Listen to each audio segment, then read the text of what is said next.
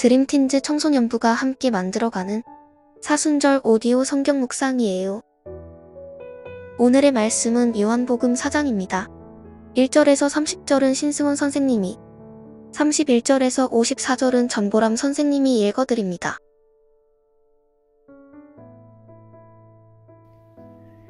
요한보다 예수께서 더 많은 사람을 제자로 삼고 세례를 주신다는 소문이 바리새파 사람들의 귀에 들어간 것을 예수께서 아셨다. 사실은 예수께서 직접 세례를 주신 것이 아니라 그 제자들이 준 것이다. 예수께서는 유대를 떠나 다시 갈릴리로 가셨다. 그렇게 하려면 사마리아를 거쳐서 가실 수밖에 없었다.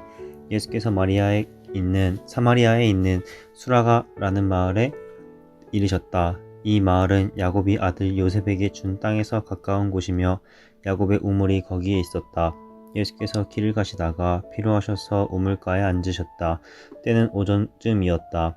한 사마리아 여자가 물을 기르러 나왔다. 예수께서 그 여자에게 마실 물을 좀 달라고 말씀하셨다. 제자들은 먹을 것을 사러 동네에 들어가서 그 자리에 없었다. 사마리아 여자가 예수께 말하였다. 선생님은 유대 사람인데 어떻게 사마리아 여자인 나에게 물을 달라고 하십니까? 유대 사람은 사마리아 사람과 상종하지 않기 때문이다. 예수께서 그 여자에게 대답하셨다. 내가 하나님의 선물을 알고 또 너에게 물을 달라는 사람이 누구인지 알았더라면 도리어 내가 그에게 청하였을 것이고 그는 너에게 생수를 주었을 것이다. 여자가 말하였다. 선생님에게는 두레박도 없고 이 우물은 깊은데 선생님은 어디에서 생수를 구하신단 말입니까? 선생님이 우리 조상 야곱보다 더 위대하신 분이라는 말입니까?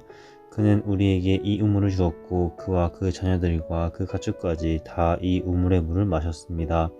예수께서 말씀하셨다. 이 물을 마시는 사람은 영원히 다시 목마를 것이다. 그러나 내가 주는 물을 마시는 사람은 영원히 목마르지 아니할 것이다. 내가 주는 물은 그 사람 속에서 영생에 이르게 하는 샘물이 될 것이다.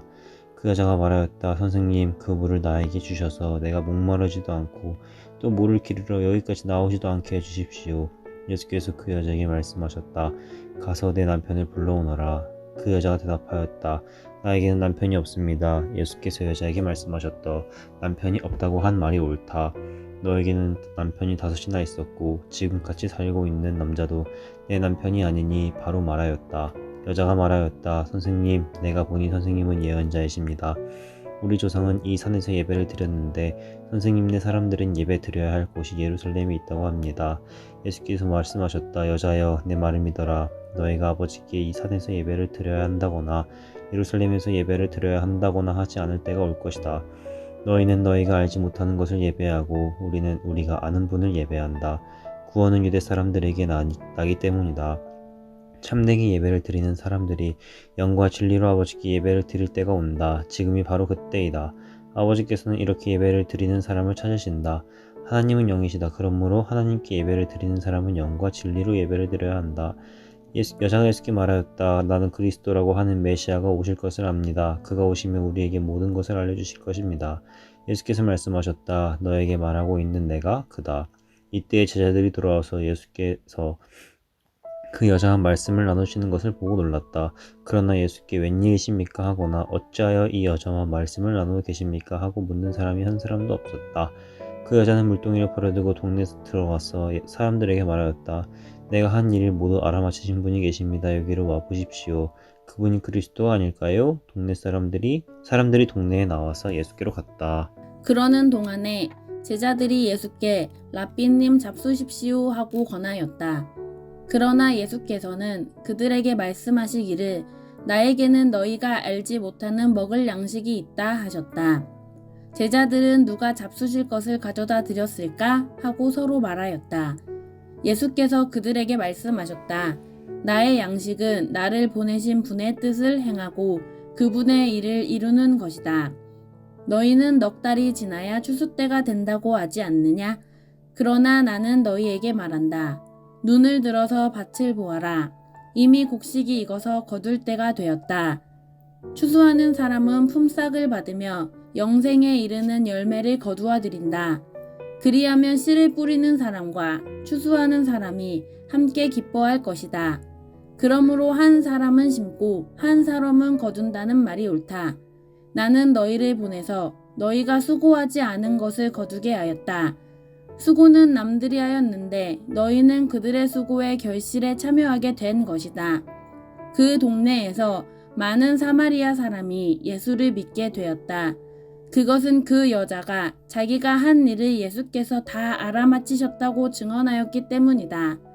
사마리아 사람들이 예수께 와서 자기들과 함께 머무시기를 청하므로 예수께서는 이틀 동안 거기에 머무르셨다. 그래서 더 많은 사람들이 예수의 말씀을 듣고서 믿게 되었다. 그들은 그 여자에게 말하였다. 우리가 믿는 것은 이제 당신의 말 때문만은 아니요. 우리가 그 말씀을 직접 들어보고 이분이 참으로 세상의 구주이심을 알았기 때문이요. 이틀 뒤에 예수께서는 거기를 떠나서 갈릴리로 가셨다. 예수께서 친히 밝히시기를 예언자는 자기 고향에서는 존경을 받지 못한다 하였다. 예수께서 갈릴리에 도착하시니 갈릴리 사람들이 예수를 환영하였다.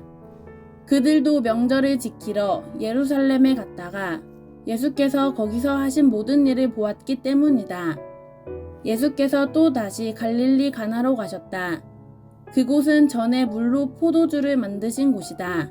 거기에 왕의 신하가 한 사람 있었는데 그의 아들이 가버나움에서 앓고 있었다. 그 사람은 예수께서 유대에서 나와 갈릴리로 들어오셨다는 소문을 듣고 예수께 와서 제발 가버나움으로 내려오셔서 아들을 고쳐주십시오 하고 애원하였다. 아들이 거의 죽게 되었기 때문이다. 예수께서 그에게 말씀하셨다. 너희는 표징이나 기이한 일들을 보지 않고는 결코 믿으려고 하지 않는다. 그 신하가 예수께 간청하였다. 선생님, 내 아이가 죽기 전에 내려와 주십시오. 예수께서 말씀하셨다. 돌아가거라. 내 아들이 살릴 것이다. 그는 예수께서 자기에게 하신 말씀을 믿고 떠나갔다. 그가 내려가는 도중에 종들이 마중 나와 그 아이가 살았다고 보고하였다. 그가 종들에게 아이가 낫게 된 때를 물어보니 어제 오후 1시에 열기가 떨어졌습니다 하고 종들이 대답하였다. 아이 아버지는 그때가 예수께서 그에게 내 아들이 살 것이다 하고 말씀하신 바로 그 시각인 것을 알았다. 그래서 그와 그의 온 집안이 함께 예수를 믿었다. 이것은 예수께서 유대에서 나와서 갈릴리로 돌아오신 뒤에 행하신 두 번째 표징이다. 아멘.